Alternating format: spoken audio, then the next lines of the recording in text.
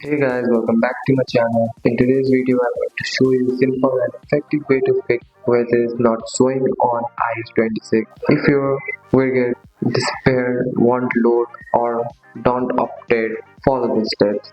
First, press and hold the side button and the volume button together. Slide to power off, wait for 30 seconds, then turn your iPhone back on. This fix many temporary widget glitches. Press and hold on an empty area of your home screen until apps start wiggling. Search for the widgets you want. Choose the widget size, tap add widget and place it on the home screen. Tap done. Sometimes widgets just need to be added again. If one app widget won't show, press and hold the app icon. Tap remove app, then delete app. Reset your iPhone, then reinstall the app from the App Store. This fix corrupted widgets file.